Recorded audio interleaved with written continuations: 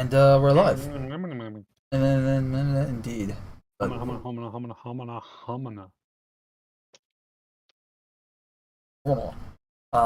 too. yeah, so episode 78 of Cast and Shadows, we took a week off again because really there wasn't a lot of Star Citizen last week to talk about. Blame Most Canada. of, well, that too. Most of the good stuff is The fuck over threw last. an antimatter rifle? Sorry, talking to myself. What are you playing? This is Dungeons and Dragons. I.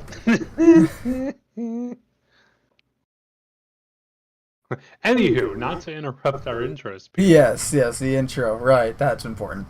Yeah. So Star Citizen, this has been. It was a slow week last week, but this past week it was actually pretty. 2 weeks ago, but this week it's good. Got a lot of good stuff. They had that vehicle Q&A, 2 Inside Star Citizens worth of stuff now. We didn't cover the Squadron 42 studio report because it only came out, was it 2 weeks ago? Yeah. But I mean, most of the important stuff, it's pretty much the same thing as the Star Citizen studio report that we covered. So it's all good. We'll probably just go through it anyways. It's a lot shorter than the Star Citizen one, so that helps. But we did the bigger thing I think everyone's talking about lately is the roadmap updates regarding Flesher and prison gameplay and Star Citizen, and Security Post Korea getting an update going back to basics with it. Because for those who don't know, Security Post Korea, which for those who don't know much about Star Citizen in general, it's a location in the game that was one of the first PvP arena locations in the game. Everyone would go there. Some orgs would hold the location, and other orgs, such as ourselves, our org would go in to free the location from them. It was a fun little thing when there was nothing else to do. But yeah. So in Canada. And let's start with the squadron, or just because we can do that while we wait for data to appear from the nether realm. Yeah, he does that. Studio report. Pretty much just the summary of it is we got AI content. They blocked out multiple Van Duel animations, including piloting and positioning from spawn points. The animation team themselves refined microgravity movement for improved experience, which will tie into the zero-G push-pull mechanics so that we can maneuver in microgravity conditions without the use of an EVA harness, which will be great. Because means you don't have to rely on a janky EVA mechanics, which should be getting reworked anyways. But it also means that, say you're in just regular, naval uniform, right, dress uniform or whatever, on a ship, or you're in your civvies on your ship in Star Citizen, right? If the power goes out, gravity goes out, well, how are you going to move around now? This is how. Animations are for that locomotion. Gameplay, we got new animations for Master at Arms weapons, ladder interactions, console use, and locomotion for sharp turns and so at least better animations. This way the Master at Arms isn't like having his hand clip through his head or something to hand you the gun. That's why animation's important. New NPC Moby-Glass interactions. Got Van Duel's vent searching and climbing. That one got me excited because that means that the Van Duel are going all xenomorph on us and going into vents. They're venting. Sus. Van Duel with the little fucking helmet on. It was red. Yeah, but the Van Duel are going to be doing vent searching and climbing. Van Duel seem to be very, very, which is good. The whole lore and everything behind them is they're supposed to be these skilled warriors. If you can take one down, that's impressive. Type thing. So having them being able to do all sorts of shit, both with their AI and the animations to back the skills that AI are supposedly have, it'll be cool. It'll be for a cool experience. I hope to see it soon. And lastly, the animation team continued tuning facial animations for named cast. So, guys like Mark Hamill's character of Cole, right? Old Man Cole. Coleman. Oh, I don't remember what his character's name is, but like the named characters that you're going to be experiencing, including the player character mostly.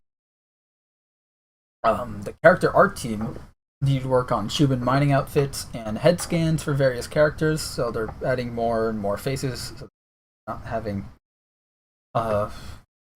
typical open world style issues where you run into the same ugly face all the time. Hey. Which were all modeled by from Cam's face, so there you go. No, go on. Tell me. Brew cut and handlebar mustache and all. No kidding. No, I mean Squadron 42 not going to be an open world really, anyways. But they're still adding more faces, which is great because I mean, at end goal wise, like at the end of the day, when Star Citizen later down the road, we'll have more faces to choose from and mix. The weapons art team did numerous bug fixes. They closed out half of the weapon art bug backlog. They continued progress on the Volt weaponry. The Volt is a in-universe company that makes electron-based weapons. So stuff like the Atskev sniper rifle and Uberev pistol currently in the game, those are electron weapons. I think they're made by Volt. Yes, they are. They are? Okay. Because I know there's two different electron-based weaponry companies. But so yeah, Volt weaponry those are Volt weapons, and CIG showed off concepts for like hey, you're alive. How dare you? We're just gonna speed through the Squadron 42 reports and we're gonna cover that. I was saying like the Volt weapons that they worked on the Volt weapons in the art team, and how CIG showed off those was it an SMG and a assault rifle. Like an electron assault rifle and SMG while back in like an old Inside Star Citizen a year ago. I want to say it was like the same episode they showed off the handheld like rifle-sized salvage multi-tool and tractor beam multi-tools. But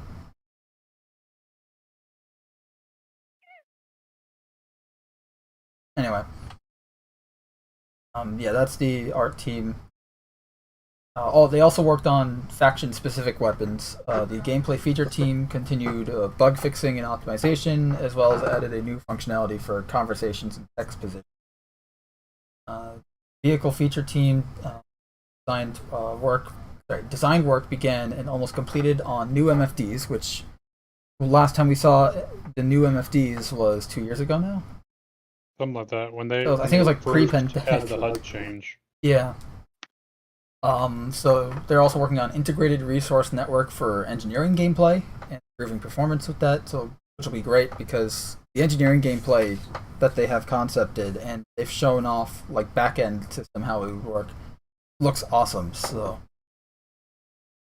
they also got the quantum boost integrated into Squadron 42. They've returned missile flight after new bug fixes and SCM tuning, as well as a master dock created for resource network balance and chip design. The gameplay story team applied latest motion capture work to numerous scenes and added entire new scene to Chapter 1. Narrative team replayed multiple sections after design updates to prevent player confusion and match design changes. They also focus on player comprehension of current goals and next steps without spoilers. Investigated dynamic conversation system for background scenes and enemy NPCs. Which, I don't know, the way that reads kind of reminds me of old school Halo, where like you're at a location and you just can hear a bunch of Marines having random conversations. So I'm kind of excited for that a little bit just from nostalgia. But I mean, again, that's just how it reads. It could be something completely different.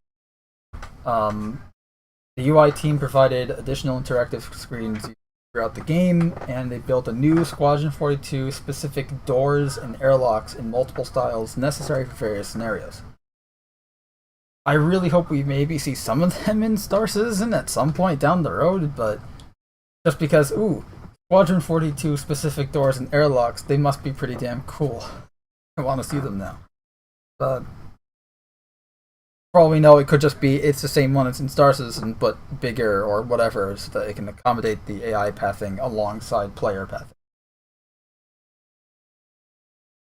And then finally, we got the VFX team continued to work with art and design team to meet the Q3 milestones, as well as cleaned up and documented rigid body destruction pipeline. Jeez. Detailing geometry transformation deformation, which is something that we talked about in the last duty report, where they were talking about how they want to have like metal rendering and getting the damage with the new damage model and get that damage systems in place so that it actually looks like metal is not just health pool, now the metal's gone. Like they want to make damage feel more realistic and not just you blew a hole, now there's just a perfect hole in it. That's not how this works? What? Yeah, so Data, now that you're here, we can talk about all the juicy stuff. What do we do first, the roadmap? Or do we talk about the atmospheric updates? Because they talked about atmospheric flight updates. Oh, did they? What? Where was that at? Did I miss that? I think it may have been in the Star Citizen studio report, but it essentially just they want to have the flight systems look more realistic.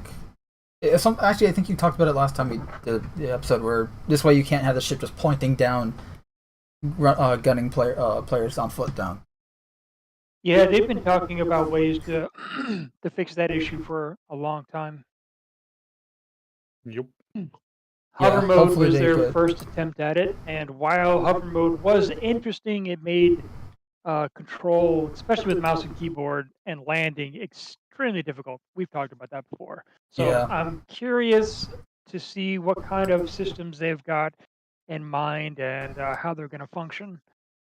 What's also interesting is that not many ships really use hover mode. Like most of the ships that we fly, like the three of us fly, don't really have hover modes. Well, I mean, to be fair though, most at least the way they've got stuff set up right now, most ships do. Most ships are able to effectively hover without any issues. There aren't any reasons to really go. Like even if you're going, like if you flip your ship over so it's pointing nose down the ground, so your main engines are behind you. You've only got really your maneuvering thrusters, and they have said they do want to make it so eventually it will go and the ship will not be able to hold itself up due to that. But as is right now, it still is. Or if there is fall, it's at such a small amount that it might as well not be there. Now, this could be their way of slowly introducing us to the mechanic. So there are two ships in the game right now, which actually don't have thrusters that are strong enough to hold you up if you rotate too far left or right or pitch up and down. And that's the Hull A and the Argo ships. So in 1G gravity, if in the Hull A, as you're rolling to the right or the left, once you pass a certain level, you're not getting as much thrust from your downward vector anymore, and your side thrusters just don't have enough power to keep you up. So those feel actually pretty good. It's more in line with what we'd expect with a ship in a 1G. And that makes sense because those are newer ships. So yeah, now I was gonna say, is it just the raft? Do we know, or is it also the mole? And any others here? Because if it's the raft, that's one of the newest ships. It makes sense. I think the mole can too, but the Hull A is the one I'm Because with the Hull A, I mean that just came out, so it makes perfect sense. So it seems like it's something they'll come back and do later. But that's what I was getting at before, where I meant like the ship can just be pointing nose straight to the ground, just and gun down anyone there. Like that's not what they want. They want want ships to still have here's a brick that has engines on it. Just because it has engines that can keep it aloft doesn't mean you should be having it doing essentially just hovering there Well, which is good because that will Carrick. mean that Now, hey, you can't if just I have use a that ship for thing everything. pointing nose down on Microtech, realistically, it shouldn't be able to sit there forever. Yeah. Exactly, and that's the thing. Like it'll work well with events such as like Jumptown. Right? Okay, you can't just have your ship hovering there now because, well, that's going to consume fuel and like all these elements are now in play. Because right now you can just have your ship hover there, no problem. Yeah, fuel is a concern, but you're not wasting all that fuel within. 90% of the ships in game right now can rotate at any attitude and angle in a 1G environment without ever losing altitude because the thrusters are just too strong at the moment. I guarantee whatever patch comes along that goes and changes that, people are going to bitch, moan, complain, whine, etc. Yep. Now, I have no problem if they want to make a ship that's specifically designed to do stupid maneuvers like just hovering and doing loop-de-loops and all, and like all this stupid, very player. Yeah, but it's like here's a ship designed to do that. It's literally just a bunch of engines taped together with a cockpit or something. But it's like not most of these ships are. Here's just a fighter jet that goes in space. It's not going to be doing that. Yeah, no. Yeah. Like the second it starts, it'd be like a helicopter trying to go upside down. So you've just gone and done a 180 on the vertical. I'm sorry, on the x-axis. So essentially you flipped 180 horizontal, so you're just upside down. I'm fine with that having enough thrusters, at least for like a fighter, to where it can maintain itself. If they're like, okay, it's got enough. But I mean, for example, things like the Carrick. The Carrick has giant downward facing thrusters specifically to go and keep it aloft in atmosphere. If you go and flip 180 on that thing, you're probably, in a standard G environment, you're probably going to start losing altitude here. Yeah. I think it should really be ship dependent. And I agree. No, absolutely. Yeah, absolutely. it I depends mean, on they're what all the designed ship's made differently. They have for. different mass. They Yeah. have different engine output. So. Like the Caterpillar, I could see the Caterpillar, depending on if it has engines. I don't know if it does, but if it has engines on any of the module sections, It does. It definitely has thrusters. It's got on thrusters. some of them. I think on the forward. I think it might only be the forward section though. I'm not sure if any of the boxes. I think some of the seams across the seam lines, I believe, like where it separates them. I think there's did have thrusters verniers on those. I'd be fine if that thing could go and rotate itself 180 and sit there and hover. Because realistically, the big thing is it's just no matter what orientation it's in, it's still the same brick. Yeah, exactly. So it's like I'd be fine with something like that because it's like just because of its design there. But as noted, it has to be on a ship by ship basis here. Also, that'll definitely depend. Like that'll vary based on the module you have for the Caterpillar. Yeah, and then alternatively too, I would like to see, or at least I wouldn't be opposed to seeing things like, let's take the Cutlass Black down the line. So again, we're talking much closer to release here. If they were to go and make it so that the VTOL engines are much more VTOL and not just a dual position engine, where they have much more rotational axis they can spin on. Fuck it, hey, I'm upside down, but my engines are facing the same way because they're on their little stubby wings there. They can flip 180 and still keep me going, even though I'm upside down. You'll have some ships that would be able to do that. And the Cutlass series with their main thruster all the way at the back of the ship causes so many problems. Oh my god, yeah. In terms of like the center of mass and the center of thrust. Oh yeah. That's one problem that they just can't fix with that ship because it's no, there is a way, but it has to utilize the wing. Well, but at that point, you're just adding like 2 extra engines there instead of those wings, or making those wings be just static engines that don't rotate. I just mean the way they designed that ship. There is no way that they can fix it that would make like realistic sense, they're just gonna have to. That's the style of shit. They're just gonna have to game it because there are no thrusters you could put on the front of the ship that would be able to counter the massive amount of torque that those main engines would be providing if they're at an odd, I mean, odd there angle. is, but then you have a giant engine in front of the cockpit. Okay, that's fair. You would basically have to get cut the rear engines down a half and then add the other half to the front. No, I'm thinking like two manipulator arms on the sides of the like attached to either side of the cockpit, and then they're attached to a giant engine that's just blocking your view. Yeah. No, that's the only way you'd be able to offset the mass. So, but yeah, that's. I'm glad that they talked about it in their thing. Hey, they want to actually have vehicles handled properly. So. Well, they've wanted that for a long time. Yeah. I remember, I don't know, several years ago when they were doing videos, they were talking about how janky it looks, having things just fly nose down angle, and they're just moving around extremely weird. It's not immersive. It's not because it's not what you would expect something to behave like. And no, it's like that suspension of disbelief about, type thing where you're seeing yeah. something that you expect to do A, but then it does Z. It's like, what just happened? Yeah. And that's why they did the whole hover mode to begin with. And it had some merits, but it had some the issues with it were too detrimental to gameplay and control, so they had to pull it out. Details. But, yeah. Yeah, but that's the same thing with like the metal. Why they want to have the damage model that they're working on. It's this way, like, hey, things break apart and are damaged in the way you expect them to be damaged.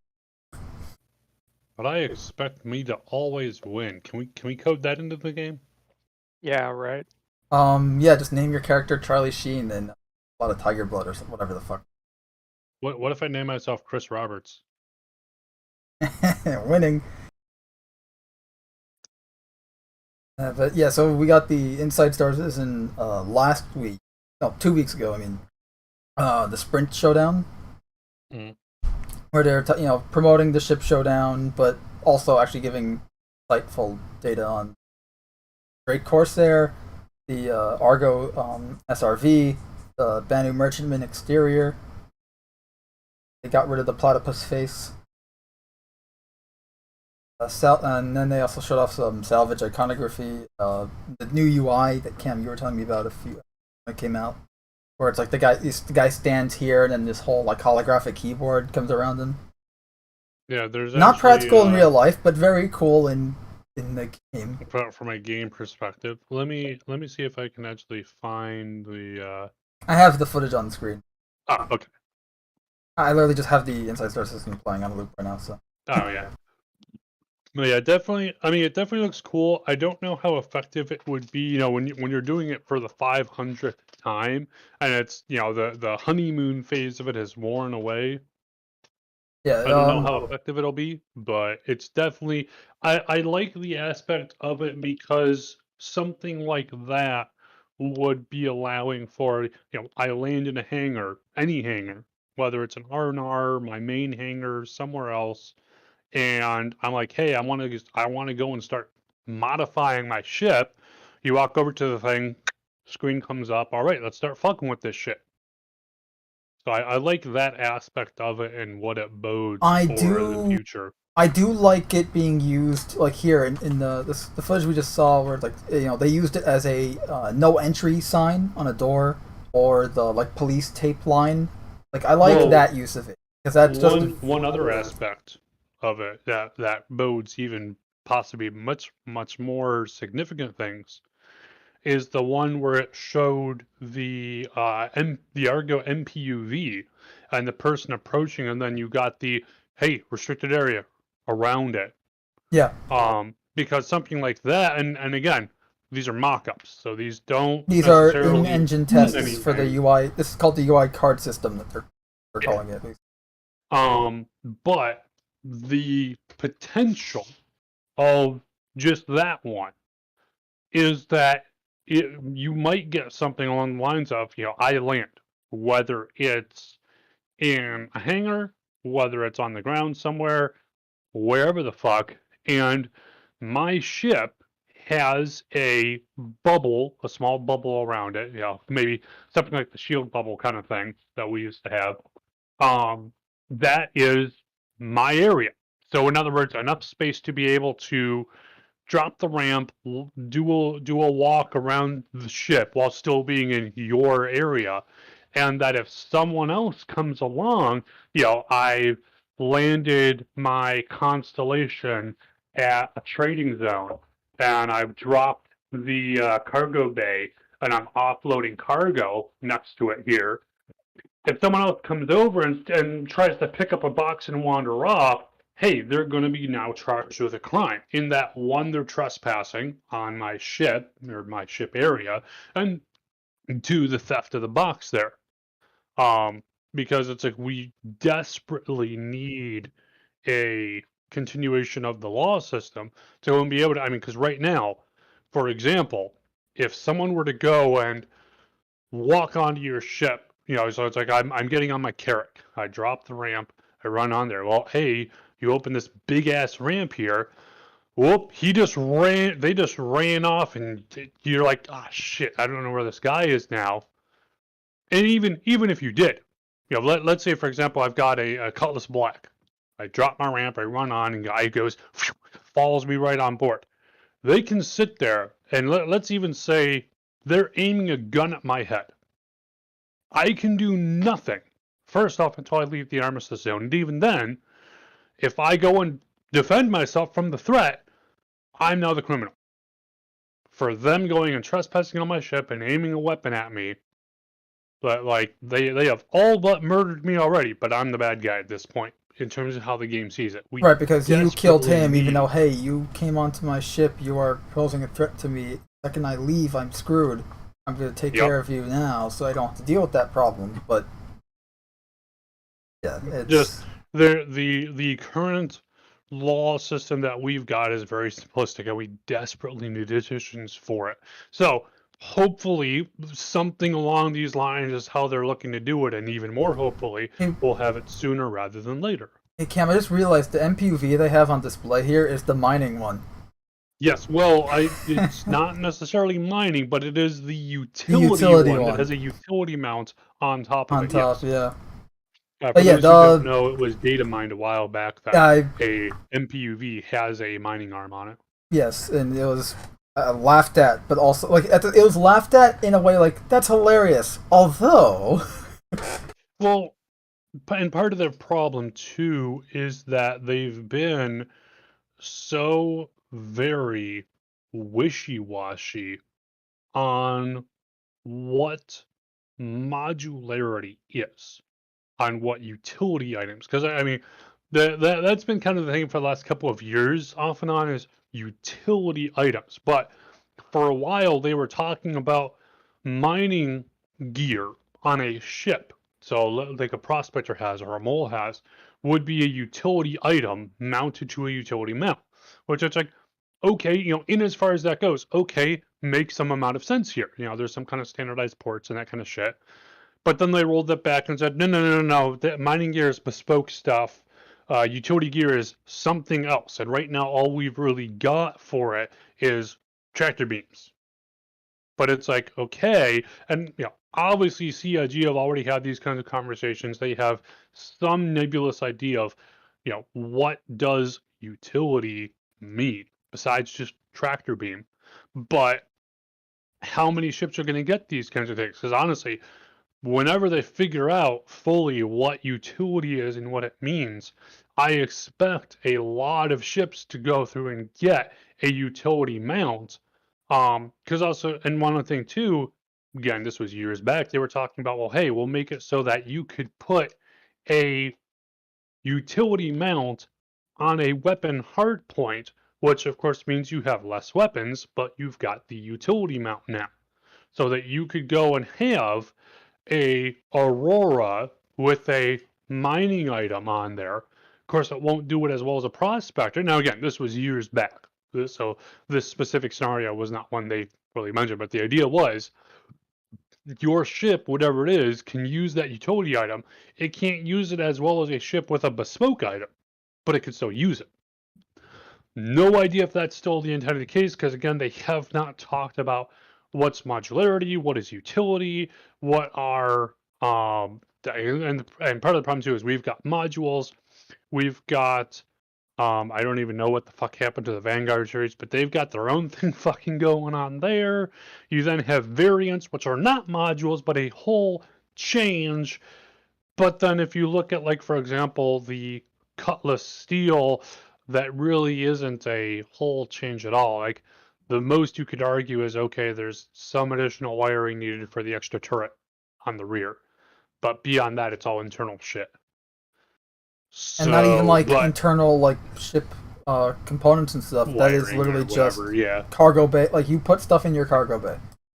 Yeah, well, and that was the other thing too. Like, again, way back when they were like, "Hey, if you want to go and put a medical bed in your Constellation's cargo area, you could do that." Now, of course, you lose some amount of cargo here, but you gain the medical bed, which is, of course, not as good as a bespoke item, but you can still use it. Again, this idea that you can use it, you can't use it as well as a dedicated item for it, but you can still use it.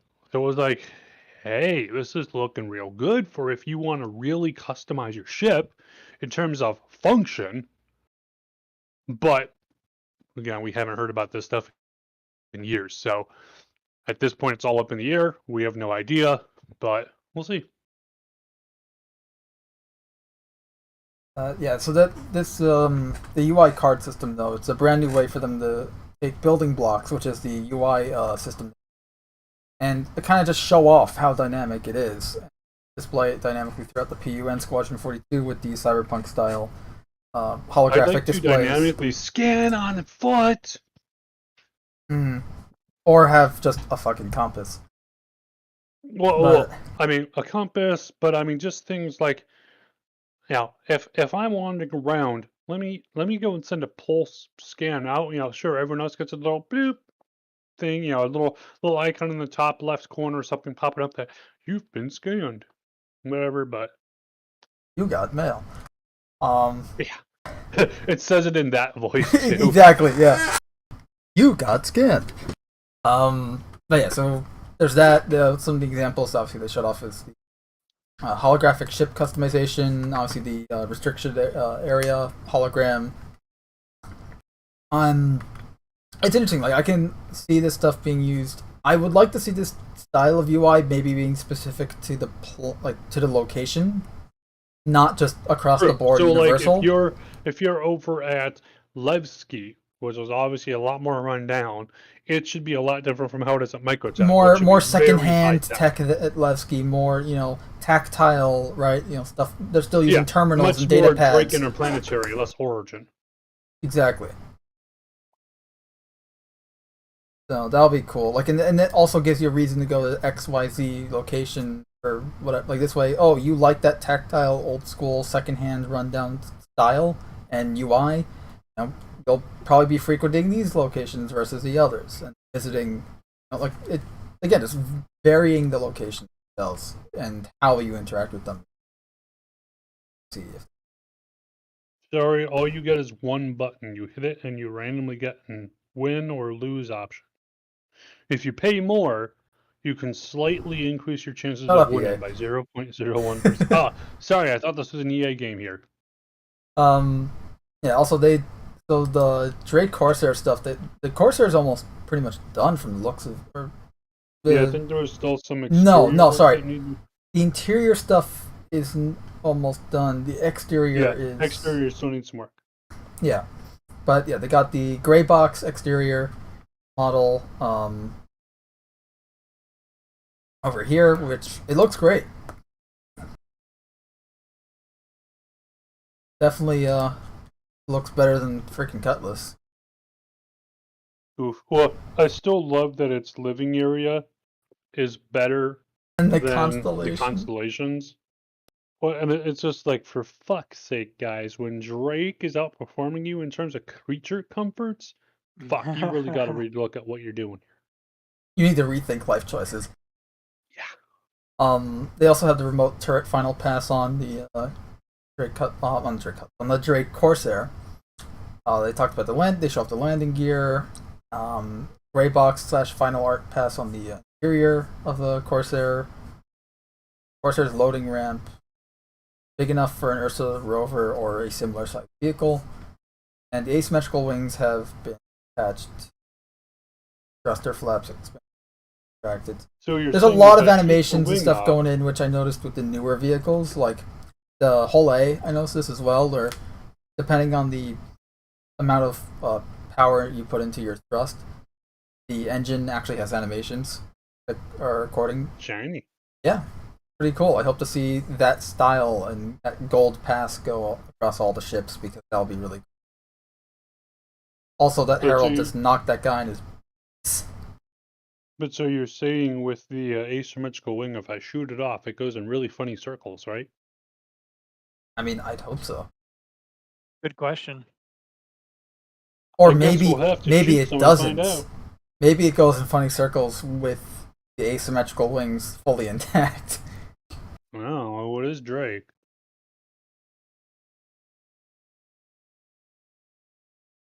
It's Drake. It'll get you there in one piece, but it doesn't say anything about the ship itself being in one piece. So drop pods? Very expensive, very maneuverable drop pods, yes. Hey guys, guess what? We're making a combat drop. Sir, this is a Cutlass Blue. That's right, get in the fucking prisoner pod.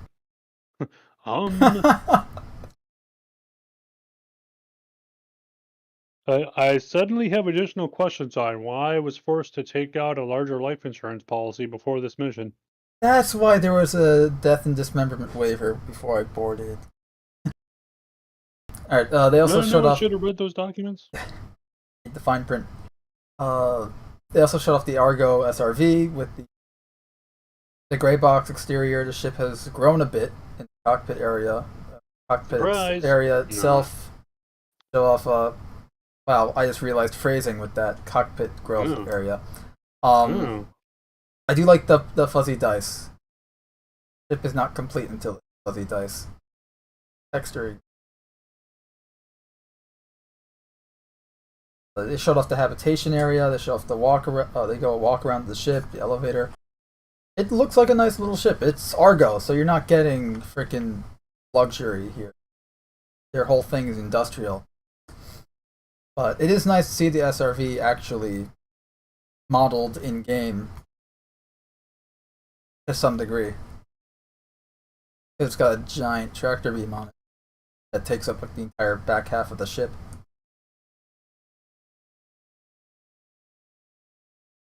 And of course we got the Banu Merchantman that everyone was complaining about having a platypus face. Except it didn't make that noise. Okay, if we ever get a merchantman, it's being called Perry. Perry the platypus. You know what? From this angle, with the top down, the tower on the back of the Banu Merchantman, from this angle, kind of looks like a fedora, at least in the brownish color here. Oh look, it's just a regular platypus. Perry the platypus, as he puts the hat on. Call him Agent P. But no, I mean, I personally, I don't have a horse in this race in regards to the Banu Merchantman, so I don't care if it looks like a platypus or not. I care if the ship functions. But sir, they're turtles, not horses. That's very speciesist of you.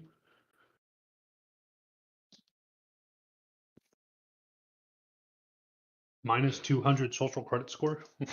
Also, the salvage UI for the Reclaimer and Vulture.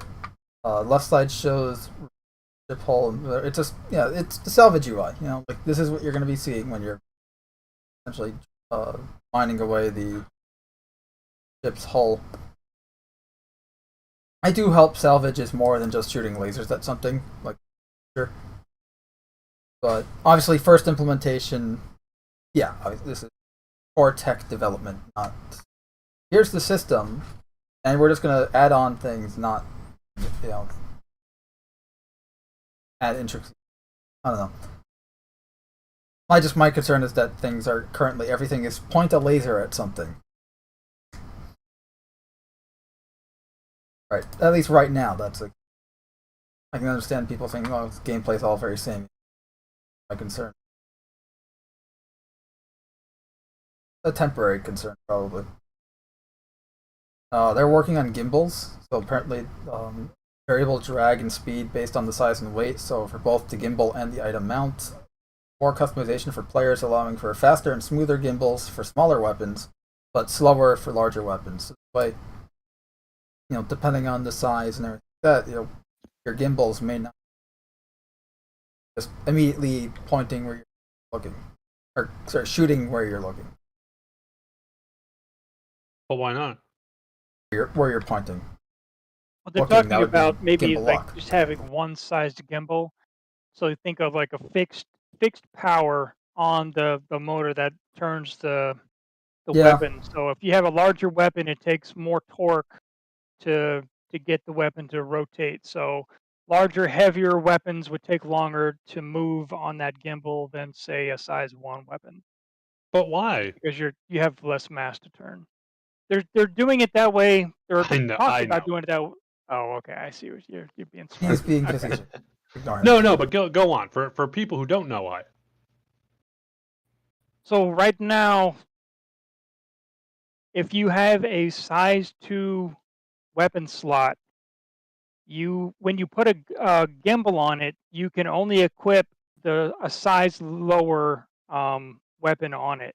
So in That this goes case, for a size any one. weapon, any weapon size, Yeah. weapon size. Yeah, you always are restricted to the weapon being one size lower than the slot if you use a gimbal. So So a their size 3 proposed becomes a size solution, 2, size 4 becomes a size 3, etc. right? So their proposed change would mean that you can still attach the correct size weapon for the slot. It's just the larger weapons will take a little bit longer to rotate or stay on target based on the size of the weapon instead of the limitation that we have now. Which I'm interested to see how it plays out. I think Yeah. it'd probably be a better Agreed. change.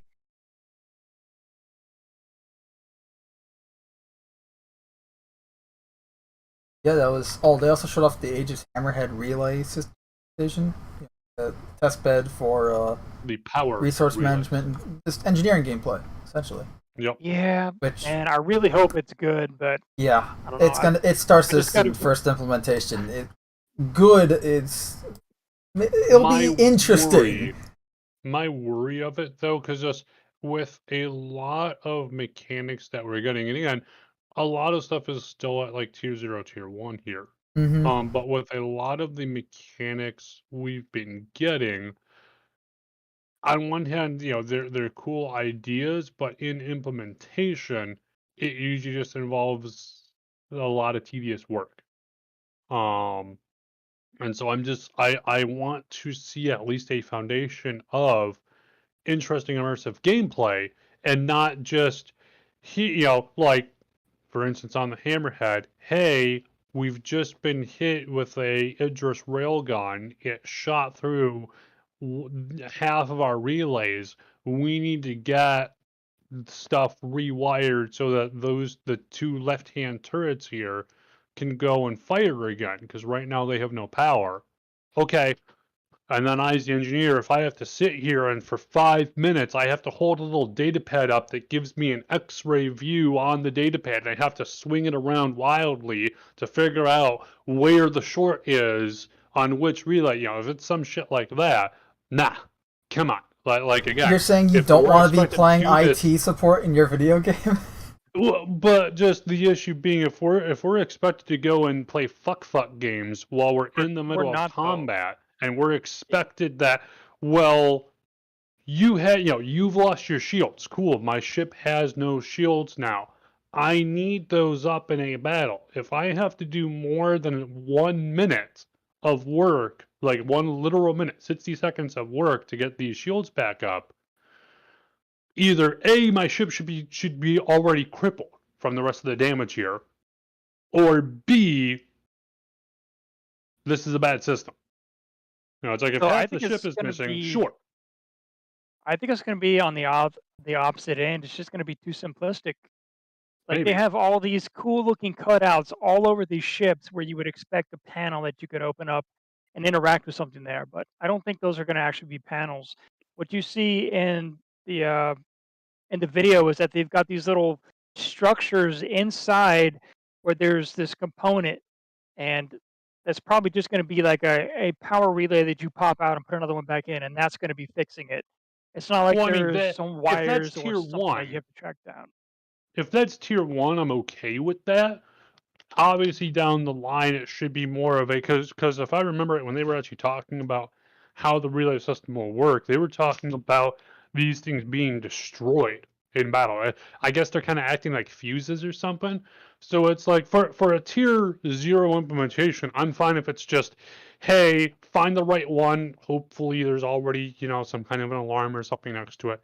You go over there, you do the mini game for 20 seconds or whatever. It's fixed. You're good. I'm fine with that for a tier 0, with the caveat that way down the line, like, sure, it might go and just be partially damaged, and you could real quick splice something up, and okay, you're good for the rest of this fight here. You're good very short term. But if it gets destroyed, if the damage it took was more than whatever it takes to just do a little short there, like, you'd have to go, because when they were originally talking about it, they're talking about, hey, this relay is gone. You have to now figure out a new path for the power to take to get to where you need it to go. Oh, it's Well, like, if you go back and watch the original video where they were talking about the systems that they were prototyping, basically the larger ships have multiple paths that you can relay power through, but Mhm. having them turned on all the time costs draws power. resources. Yeah. Yes. So if you're not in a combat situation, you're just cruising, you would turn all of them off except for the one path to save power. It's more efficient. Yep. And then when you get in combat, you want to turn them all on in case one of it gets damaged. You don't lose power to a particular part of the ship. But if you look on those diagrams, all those places they're basically like a junction box. Yeah. So I don't expect there to be literal wires that we ever get to interact with within the walls of the ship. It's always going to be junction box oriented. So if you Maybe. get hit in a certain place and it pops the box, then you just have to either repair or replace. That's what I'm expecting. I hope it's more in depth than that, but I'm Yeah. not expecting it to be much more than that.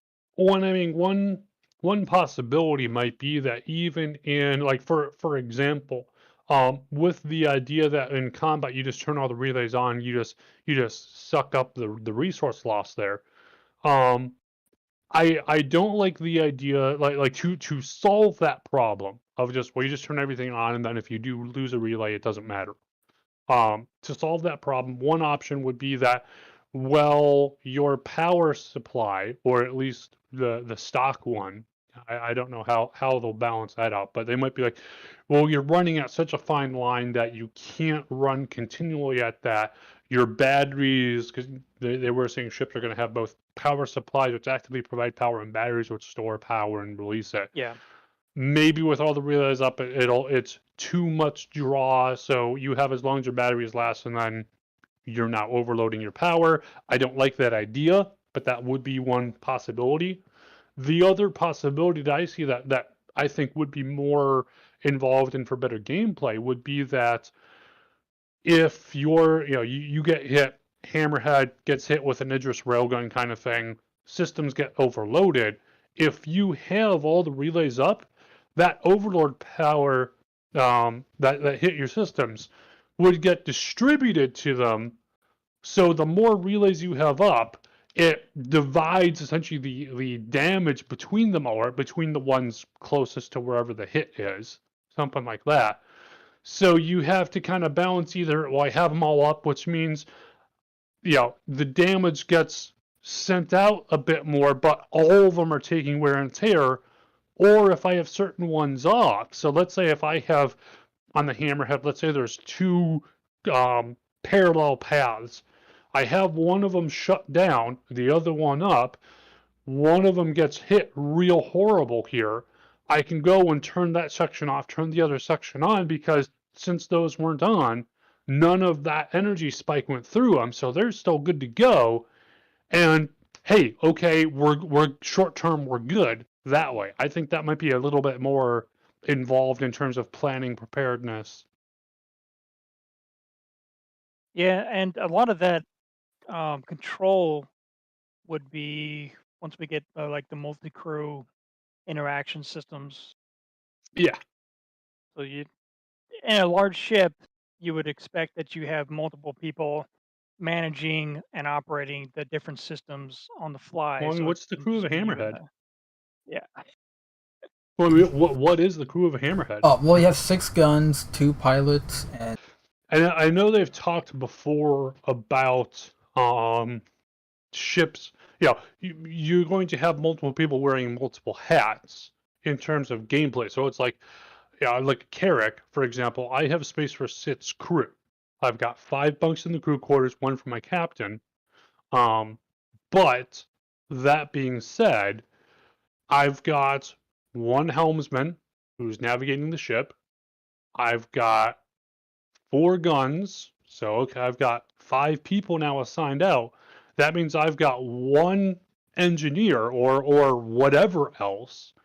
So just part of my worry is if they start going too in depth with this stuff, is that it'll be like, okay, hey, you need an engineer, and you need a navigator, and you need a radar guy, and you need a this, and you need that, you need a sensors guy.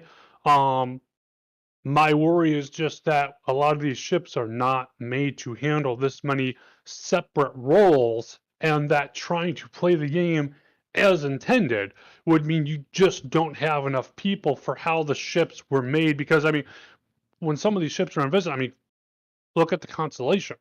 I mean, when the Constellation was made, this is one of the very first ships that came out. So it's like the idea of how many crew is needed to run the ship has vastly changed as the game has, which might cause some problems here. Because like the Well, Constellation is you would supposed to only expect have. as Hmm? yeah, I get what you're saying. I mean, you would expect that as the size of the ship increases, the number of tasks that you would need run simultaneously would also increase Yup. potentially, not necessarily.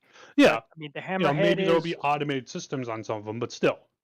yeah, the hammerhead is mostly a military ship, so maybe the co-pilot could handle most of the systems. Maybe you would need an engineer, but Well, I mean, do you have enough people for a co-pilot?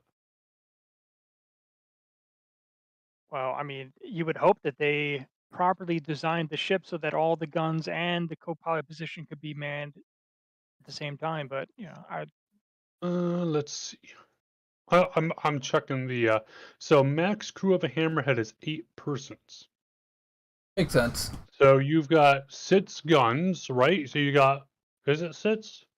yeah, 4 so on the that's It's side, all the 6 1 and then the helmsman, turrets 2 gun. and the pilots. pilot and co-pilot. Yeah, So that so I would mean, mean then you can have a co-pilot or an engineer or whatever else.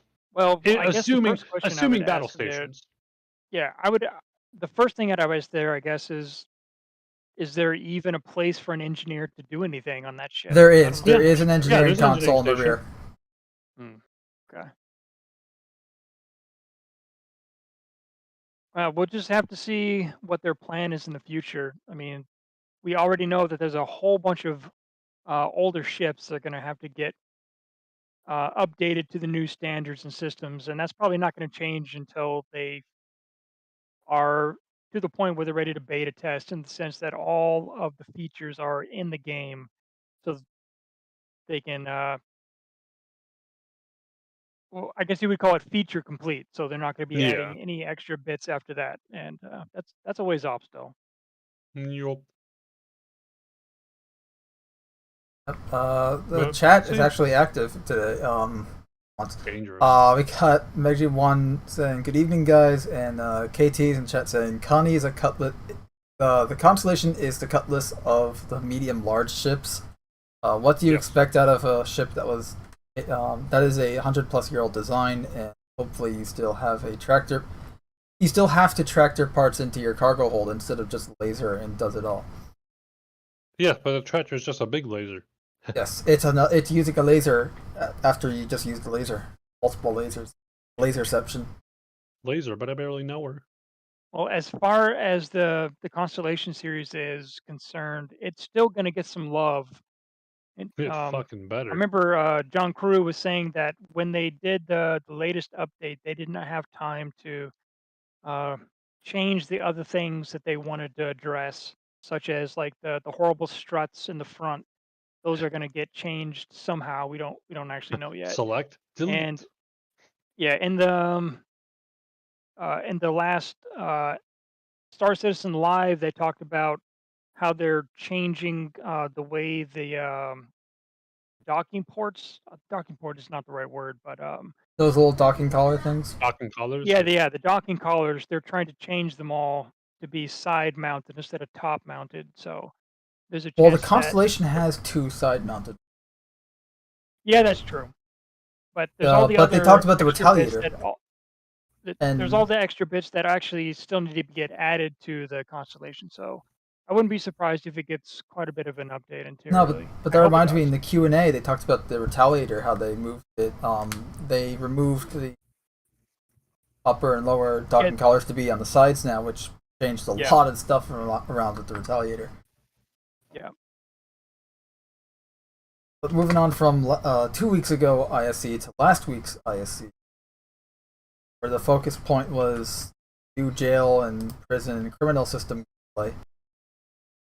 So obviously, Security Post Korea, they want to. It's getting updated by the mission feature team, used to be the main hub. Crusader Security is going to finally move in. They say moved back in the notes, but I mean, let's be real. They're finally moving in. I mean, this is finally an active security port. So defeating all NPCs, including the security chief. So similar to the Hurston Security Depot 1, where you have the Hurston Dynamics chief elite guard. Killing him, you have to search him, and you'll get a code that spawns drug contraband when used. Well, it's not just drug contraband. It gives you the code to like their It's to evidence their storage confiscation locker. Yes. Contraband So you locker. might- So you it might could be get some drugs. It could be valuable a bunch of contraband. good loot. So, But it could or it also just be so some it's random. random. Yeah. So, as noted, you might get some you could get some rare gear. Maybe they didn't mention any gear here, but they specifically mentioned that you might get some really expensive drugs you can sell, or you might get junk. And I think they were showing off like a Pico ball. Yeah. But theoretically, you might be able to pull gear out of there. Yeah, At some least down the stuff line that you can't eventually. get anywhere else. it's interesting because they're using a lot of tech and gameplay from Ninetales, Siege of Orson, right? Where you have to find the code and everything here. Yep. No, exactly. They're implementing it right in. Into just regular gameplay. Yep. And so there's that. You also have when Security Post Korea is under attack, it will broadcast to lawful players. So this way, illegal players are trying to get into the location to do whatever shenanigans they're up to do. That will then say, okay, legal players, there's going to be a mission. We need your help. Come in, help us here. It just makes another flashpoint for people who really enjoy PvP to get together, have some combat. And that's really what they did say their goal was to kind of bring Security Post Korea back to this heyday of it being a PvP hub. So just essentially encouraging this kind of gameplay. Now, of note as well, so you're going to have NPCs now in Korea. So Korea is going to be a manned station.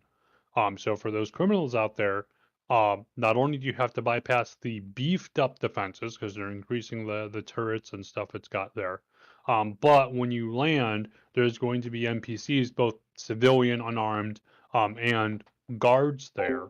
On top of which, too, Security Post Korea in 3.18 is going to be the only place you will be able to remove your crime stat. So the data centers that we used to have on each planet will no longer let you go and remove your crime stat. Only Security Post Korea will. So it's going to be pushing players into this area to, again, become this flashpoint. Really? I thought that they said that you would still be able to do the crime stat like it normally would. I didn't. hear them say anything about changing the way did the other say functions. I'll try to find where they posted it here. I mean, I literally have it in front of me. Security Security Post Korea will become the only location you can clear your crime stat. Okay. All right, we just talked over each other. My mistake. But Security Post Korea will become the only location you can clear your crime stat. Yeah, so it was the it was said in the inside sources. Let me see if I can find the timestamp. Also, they talked about prison gameplay. Currently, there are 4 ways to get out of prison. Wait, do your time. You can mine to earn merit so that you can get out on good behavior. Essentially, you can escape, or you can repair, which is another. Repair the oxygen generators in caves. Again, kind of going back to getting out on good behavior. NPC prisoners will be added to the caves, which currently feel very empty and devoid of life and at times haunting.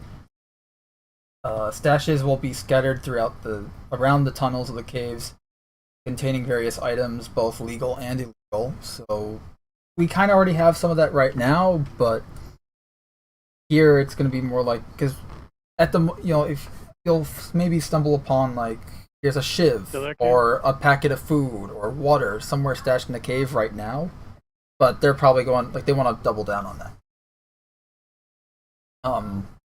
In the future, players will be able to report. I'm watching the video. Oh, okay. Sorry. In the future, players will be able to report and bring back contraband and be rewarded. So, you see something in the cave, you can bring it back and essentially, again, that good behavior. In prison gameplay loop. And a new mission will be added. Outside entities will be able to contact you in a black spot in one of the caves, asking you to do certain work inside the prison, which is something I've been waiting for ever since they talked about prison originally, way back in the day. The prison gameplay, where it's hey, you can have that man on the inside to hey, I need you to, this guy was arrested, I need you to silence him, and have that type of that would be fun. Still watching.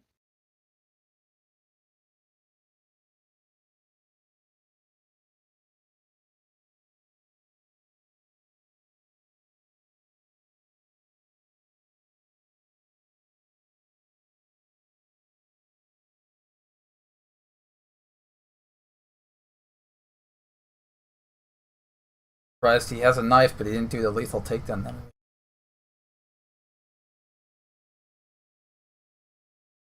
Amanda, you're muted, by the way, if you're trying to talk. I forgot I'm muted on Discord, so at least everything came through on the stream. Yeah, so it's at. I'll link the timestamp, but it's at 3:25 or so. I just put a link where the video, where the guy talks it. But so yeah, Security Post Korea wipe your crime come stat 318 will be the only place to remove your crime stat. Gamble. Yeah, that's a big change. It is. Well, and You'll like still I be said, able to wipe they're your really crime pushing stat there. people That's to always Korea going as to a be flashpoint, wanted at and Korea, but they're the pushing. new thing we've done is we've part of it is removed they want to the push people UGF into crime the stats. prison system because they're flushing that out now too. So it's a bit of a double whammy there. But I do think now, one thing I was talking the other day with a couple guys on for ideas in terms of, because right now the law system in general is pretty fucking toothless. I mean, especially too in terms of risk reward. If my goal is to be a murder hobo, and we've seen a lot of people who call themselves pirates, but in act they're murder hobos. They aren't going in extorting people. They aren't going in wanting cargo or money. They just want to go pop in, kill someone who's minding their own business, and then run off cackling to themselves.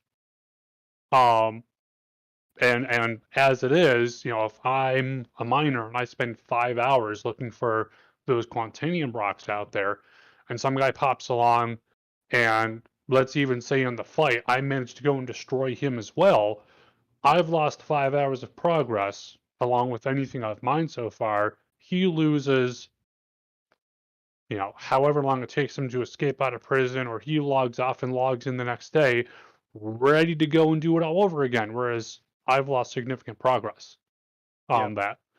So one aspect, again, this is just kind of a spitballing, but if you were to go and say, hey, by the way, if you go, so along with these additions to Security Post Korea, in that a crime stat's no longer something, for a long time, we've looked at crime stats as just, you get it, you hack it away, and that's it. You know, you really only have it long term if you are a criminal player. And beyond that, it's a bump on the road. Well, with Security Post Korea now being the only place to do that, okay, it's not so easy to go and remove that crime stat now. Yeah. On top of which, too, if you were to go and say, hey, all those durations for spending time at Korea, whether it's for trespassing, whether it's for murder, whatever the case might be, let's add a 0 onto that. Oh, that was 3 minutes, it's 30 minutes now. Oh, that was 4 hours, guess what? That's 40 hours now. On the flip side, hey, all those criminal missions, let's add a 0 onto that payment there. So, hey, you were assaulting a prisoner transport Caterpillar to rescue a guy on there, and it pays 50,000 AUEC. Guess what? It pays 500,000 AUEC now. Significant risk, significant reward. But now you're like, okay, on one hand, I pull this mission off, I'm making $500,000, or however much gets split amongst me and my team here. On the other hand, if we get caught, well, we're going away for a while here. Yeah. So stuff like that might go and start seeing more of this divide of a criminal status, not just being a whatever thing. It's something that you actively avoid or you actively go for, depending on what your play style is, with significant risk and reward attached to it. I think it was, what, 2 weeks ago we went pretty in depth, and Yeah. I pretty much voiced what I thought about it. So I won't reiterate that, but if you're interested, you can go back and watch that episode. Totally not to get ourselves more views. What views? But I guess the short version is I'm for very tough punishment for people who are out there to murder, basically, and just do it for fun. Agreed. For murder hobos, like if you're there should be a distinction between, I'm a smuggler, so I'm really not, you know, but besides a few special things I might be hauling, like if you're hauling slaves, for example, because there is slavery in lore. But if I'm a smuggler, the risks involved there should be different than if I'm a pirate actively going and threatening people's lives to steal what they have, versus being a murder hobo, or just, you know, being a general murderer of some kind here. Like, these should be very distinct categories in terms of what punishments you may get for each, at least depending on, you know, some systems like Hurston might be like, hey, if you're a smuggler, we equate a smuggler and a murderer because, well, what if you're trying to smuggle in guns to those darn workers? We don't like that. You know, you might have some specific areas that adjust that balance here and there, but overall, there definitely should be distinction there. Yeah. And once we get to persistence, it would also be nice if, like, your crimes are recorded. So if you continue to behave poorly or get caught doing things like murder, then the punishment just keeps going up and up and up. Yeah. Well, KT in the chat saying, I wouldn't want to see a prison sentence over 24 hours. There are prison sentences right now that you can accumulate that will be like 48 hours. Yeah, well, bear in mind too, on the other hand too, for prison is not just intended to be a punishment of we're removing you from the main universe, but prison itself is an environment to do certain missions you can't do elsewhere, to meet with contacts you can't meet elsewhere. Like, it's its own area here with both risk and reward. So you could definitely be like, hey, I'm just passing through. I'm not trying to get involved in this shit. I'm out of here. But on the other hand, too, there's definitely missions you can do, tasks you can do, contacts that can be made, and relationships made in terms of the criminal organizations out there. So it's definitely not just intended to be punishment. So, and especially with that, hey, if I'm trying to go and getting good with Ninetales here or some similar group, and I'm like, hey, I'll get buddy with a couple of Ninetales guys in here, and maybe they can pass on who their main contact was, and pass me a recommendation letter or some shit, and then I go and escape out of here or something, or break them out, whatever. But that's kind of the way they've been looking at it, is that prison is not just a punishment, it's also a opportunity.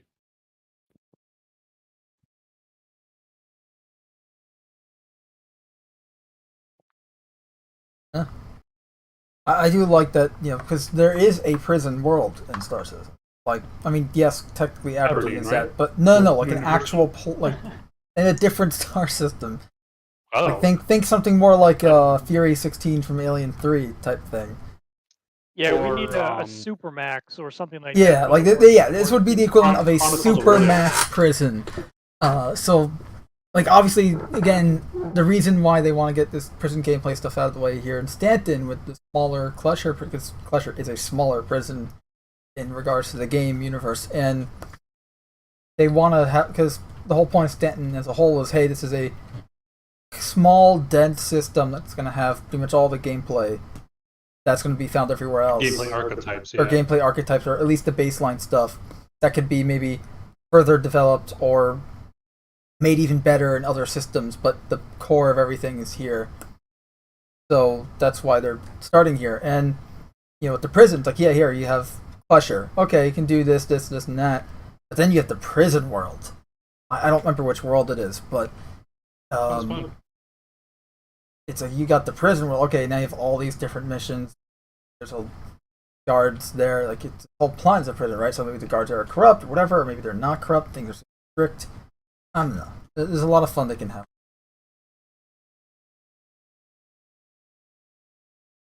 But yeah, I think it's good to see some of the criminal gameplay getting balance, or rebalance, I should say. But obviously, this is Star Citizen. First implementation is going to be iffy. Yeah, wishy-washy, I believe, is the technical term.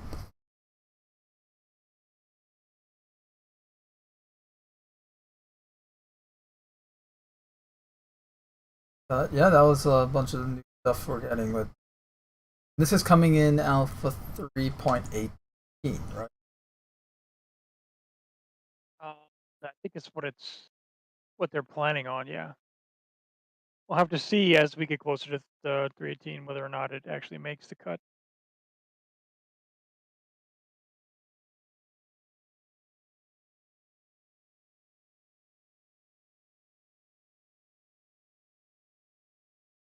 I did say planned, but yeah. So let me just get the roadmap up, because next stuff is the roadmap.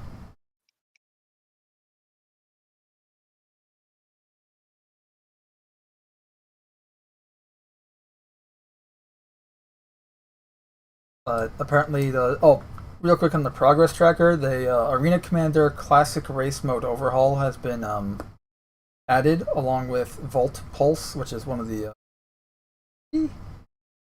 and AI vehicle perception, as well as aerodynamic control surfaces. Data, that's where I remember hearing.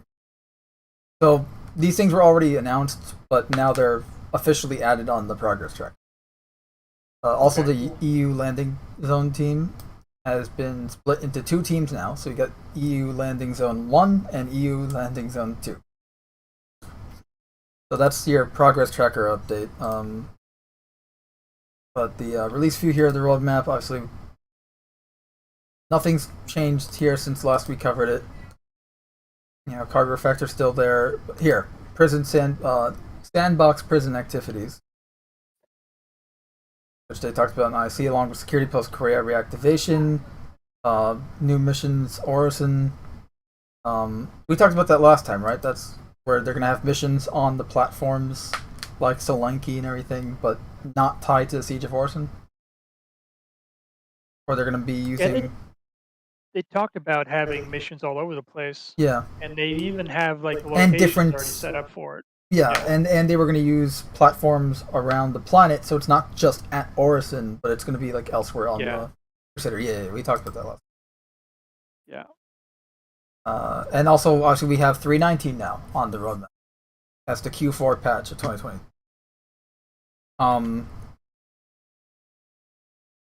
They say it was going to be 3.19. I remember them saying something was going to Alpha 3.19. Just to avoid confusion. I don't remember what it was.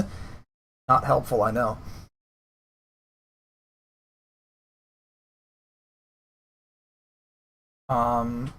That was it. The classic race mode overhaul is intended for Alpha 3.19 release, not 3.18.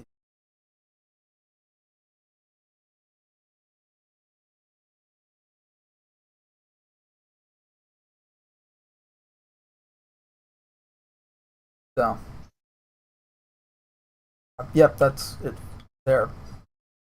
Also, the currently Alpha 3.17.2 is in the PTU to fix the live build, just kind of doing more in-depth patches, I guess. They've been doing some Siege of Orison and Ninetales lockdown playtests in the PTU, fixing a lot of issues such as an issue causing player medical beacons to not provide payment after mission completed, which honestly is not the worst glitch in the world. At least depending on what it is, because you can always just transfer the credits. Thankfully, we have that feature. But here's another. This glitch, I would say, is a bad one. Ninetales lockdown wreckage should no longer spawn inside of an armistice zone. Fixed further issues causing players to fall through elevator carriages. Hey. Fixed an issue where friendly scanning ships in hostile Ninetales would never spawn when completing scanning objective during the Ninetales lockdown event, and then in the client and server and backend surface. But that's PTU. There's always going to be fixing some really horrendous bug involved. Oh, the pulse is a pistol, by the way. Yes. I said SMG then. But yeah, we got the Arena Commander Classic Race Mode. Obviously, what that is, covered that. Default Pulse, designing, creating a verified off-world laser technologies pulse energy pistol. AI vehicle perception. This feature will give AI the ability to both perceive and detect vehicles from the ground, as well as select ground-based targets when piloting their own, using both visual and radar. So, actually have, say, NPCs in a tank. That's going to be awesome and terrifying at the same time, because it's Star Citizen NPCs, which means they're either going to be dumb as bricks or SEAL Team 6. No in between. And no in between. Zero in between. It really just, how's your internet connection and server stability today? Because that's what's going to determine whether you're going up against SEAL Team 6 or dumb as bricks AI. Or Mule Team sets. Yeah, Mule Team. Also, the aerodynamic control surfaces, ships with control surfaces will be able to use them in atmospheres to avoid, fuck's sake, to aid their maneuverability. So stuff like, if you have ailerons or flaps and the like, rudders. Which is good, because it means you're using less fuel to fly in atmosphere.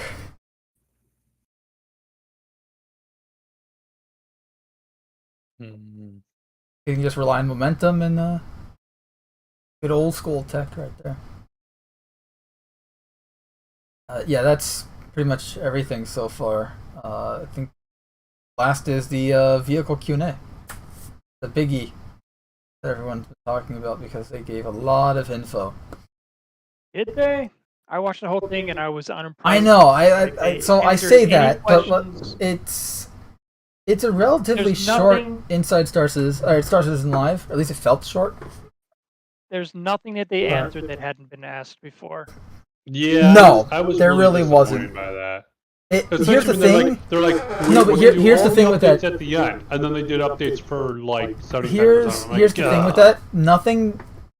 All these were answers to questions we've already asked, but some of them Yeah. were questions that were never answered, and that's I think why it's been getting such big, like serve vehicle Q&A whatever.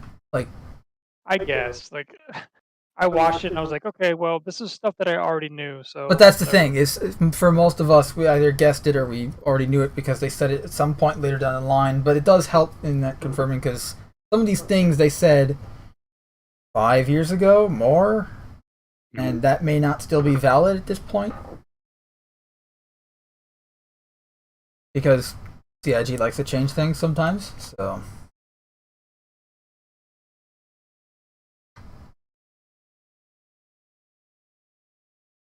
Yeah, so we got the resource management stuff, including modularity, which hopefully, like, that was really the only thing that piqued my interest during this, which is why, like, oh, cool, vehicle Q&A, talk about modularity, but they really didn't talk a lot about it.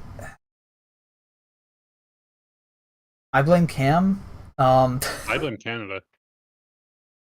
They talked about landing gear will eventually be decoupled from moving wing surfaces. They talked about Caterpillar cargo doors will eventually become lifts, like in the concept, which I'm like, again, we knew that. They're just kind of confirming that that's still the plan, I guess. But then you have stuff like landing assist UI somewhat is something they want to bring back, which Cam, you brought up with the building blocks tech that they were showing off. Like they can easily implement that for the landing assist UI. Similar themed ships come in various sizes, such as the ROC, Prospector, and Orion. Here's one. Adding the expanse should widen gameplay / offer more options for spending time in game. Work on drones is planned. Nothing near term yet. So drones are still going to be MIA for I'm gonna hazard a guess of 3 years at least. 5 more accurately. But Ben Curtis acknowledged the 400i's broken doors. I didn't even know it had broken doors because I don't have one. I don't often.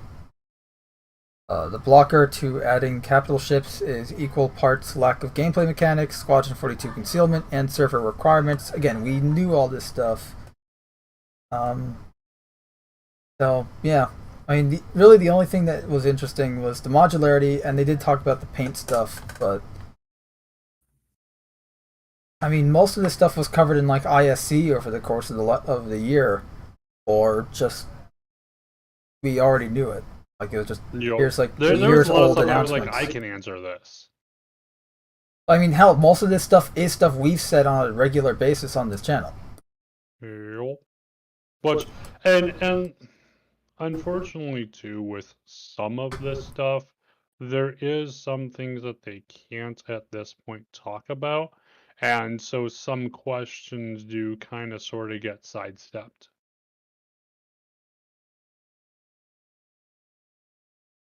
But as noted, some of the questions we get were ones that were asked before but not answered before. So, there are times in the future where the answers come along. It's just not always when we want. I mean, at least it's not as stupid as that time someone was asking about shirts way back in the day. Shirts? Call sign with it. There is a way back in like one of the old reverse the verse. There was a live question they took where it was like someone was asking about like customization and clothing related stuff, and it's like, really, like that's the question that got through, not hey, what's the status on X ship or X gameplay loop or whatever it is, like when are they gonna get clipping shirt clipping or whatever fix or something to that, or color changing for shirts. It was a dumb question. This kind of reminds me of that. This is the dumb questions getting through and not the questions that we really want answered.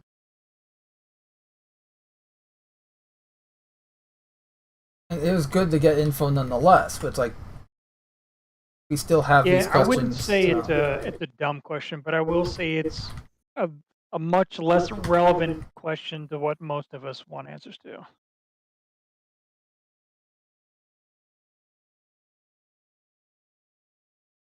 Yep.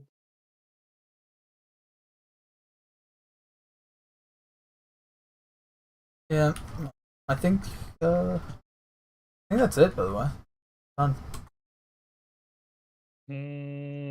Is there anything else? Anything I missed?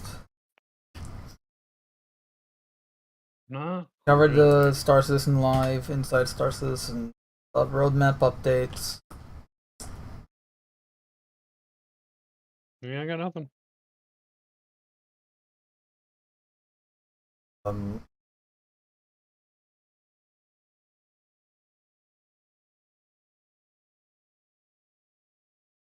Yeah.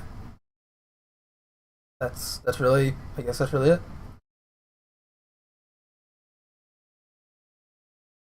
Short and sweet, just like I like it. Yeah, wow, only 35. Why not, right? Probably the shortest episode we've ever done. Ever.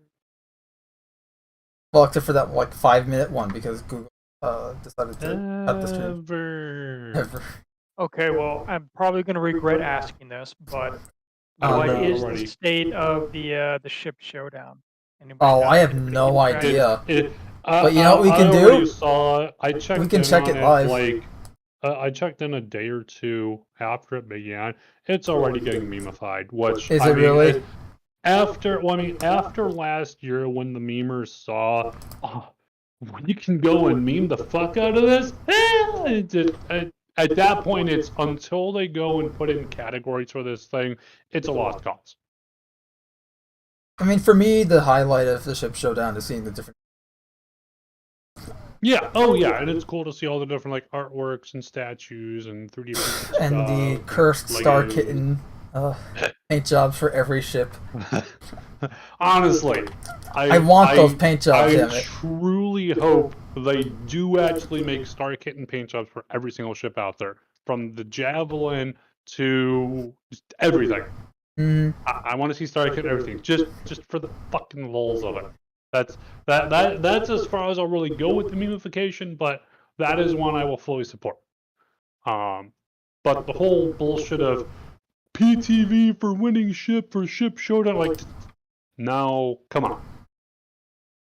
Professionals have standards. I love how even Jared was like, "No, we can't."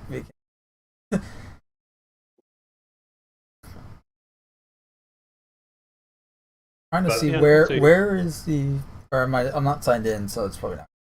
How could you?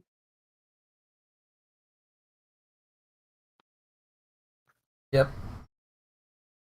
Live showdown. Okay, that's why, because it doesn't start till August 31st. Nope.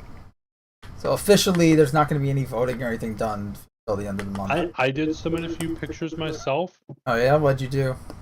Here, I'll actually post them here if people want to take a looky look. Or I can look for them. I mean, you can.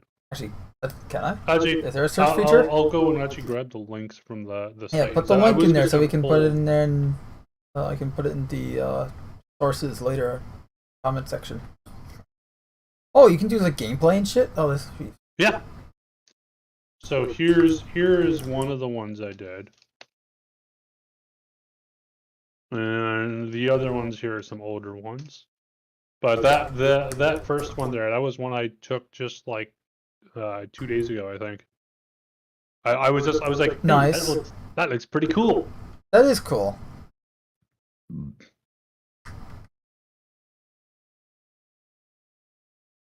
What's the other one? Oh, is this with the Banu version? Defender. Better Defender. It had that nice mix. The green, yeah. Oh, that old one. Yeah, this was great. For this. I was like, yeah, I'll throw those over. Yeah, that was good.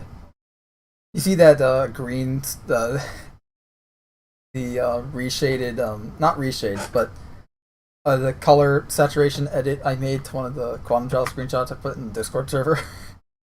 No. I made it green. With Envy? Yes.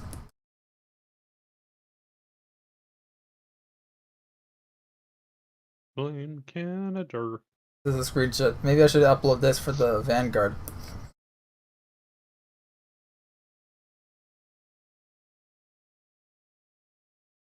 I will say So you can see it, but there's a bit of a counter meme going on with the Pisces.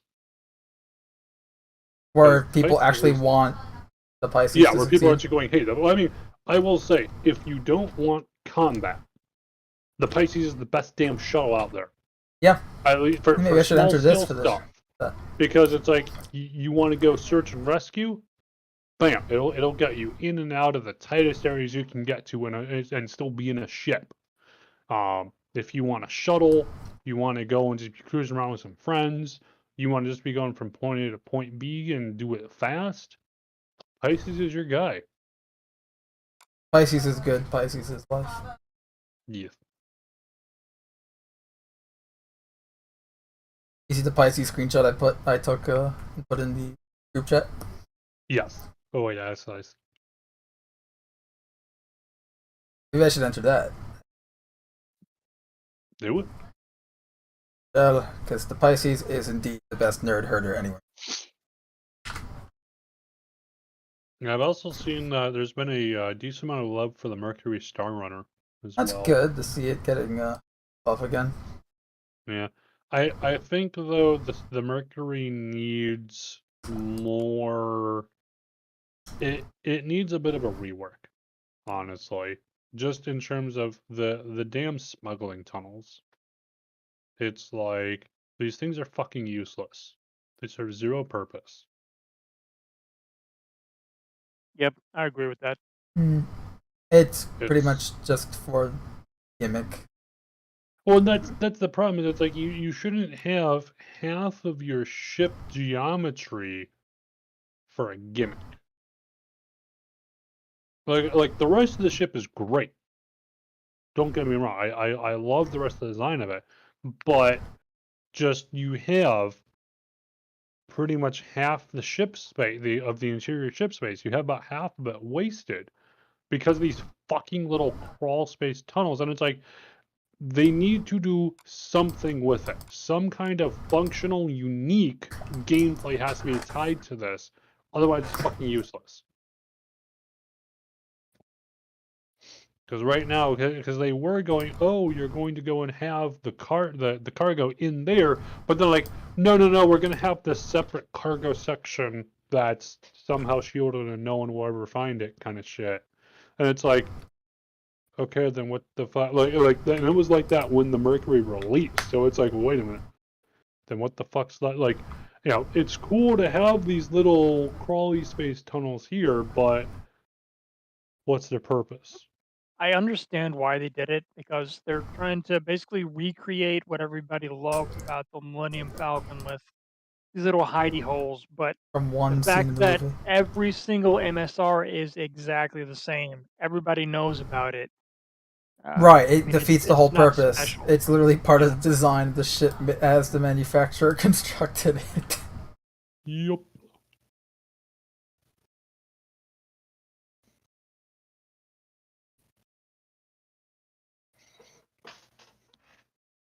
I have a lot of probably use have the Pisces. Damn, you promote the Carrack, I'll promote the Pisces. Yeah. Like this one. A lot of these I used for thumbnails for the podcast.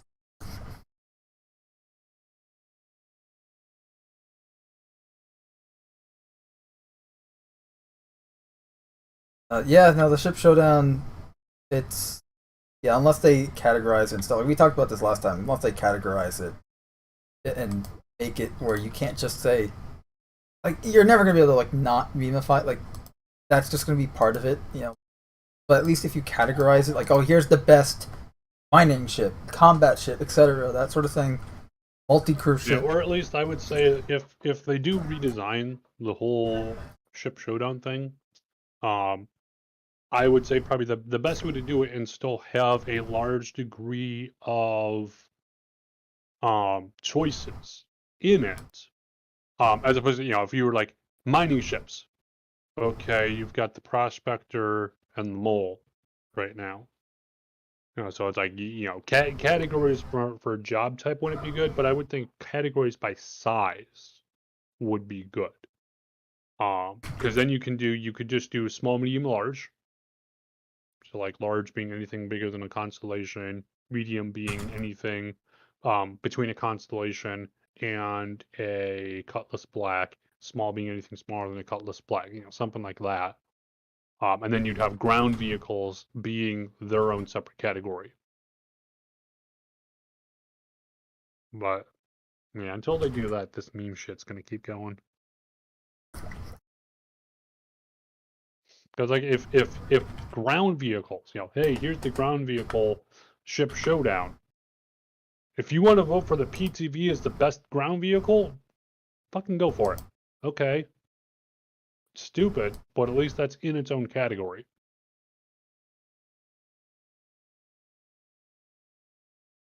Yeah.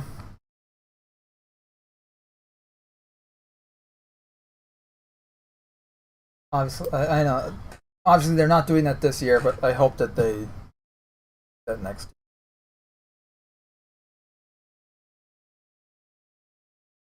They don't end up with essentially like. I mean, again, at the end of the day, it's all for just a fucking skin, like skin chips. But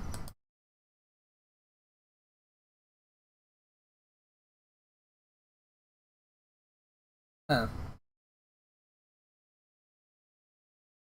Aside from the ship showdown, I think that's it, right? Yup.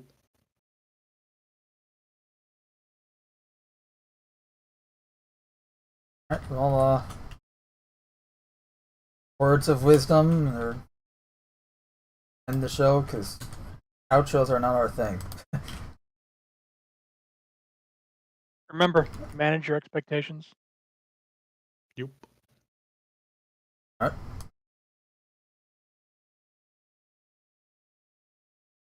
That's it then. Bye. Thanks for watching and Bye. Get out of here. come on, it's over. Leave. Go home. You don't have to stay here, but you don't have to go home, but you can't stay here. Exactly.